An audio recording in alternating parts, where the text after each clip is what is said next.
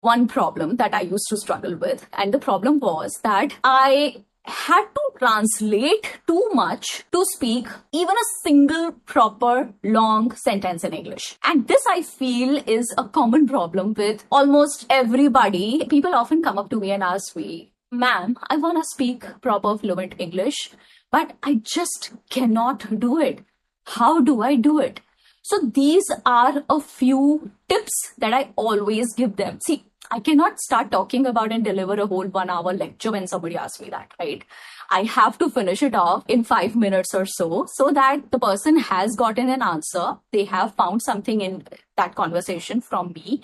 And at the same time, I do not end up spending 1 hour every time somebody asks me that question, because this question comes up very, very often to me. One thing that I often tell them is that get over this problem of translation in your head, because this is slowing you down. It is taking a hit on your confidence, because when you try to translate from your mother tongue into English, what you do is that you assess every word in your head, and every single word tries to find their place in English language, and then you put together those words to construct a sentence, and then you speak. So then the process is so lengthy that you cannot expect yourself to be fluent if you're doing this all the time. So what do we do? How do we get over this problem? What is that one way that I can tell you that you can get over this issue? This video is going to answer to that problem. I've got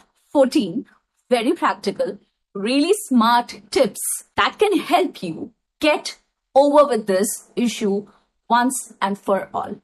It's gonna be over. You will never face it again in your life. I can tell you because I've experienced it. I used to do that. I used to do a lot of translation. Mujhe pani chahiye. I need water. Ma'am, mujhe toilet jana hai. Ma'am, can I please go to the toilet? I remember framing those sentences as a class 7 student, and they seemed so difficult at that moment. So these petty small sentences used to be a massive task around then. And now I do not translate at all.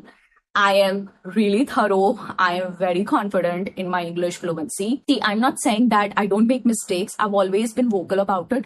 I still do make mistakes, and it doesn't bother me. Yes, if you're ready to teach me something out of your good wishes, I am more than willing to learn it. So develop that kind of attitude. Do not let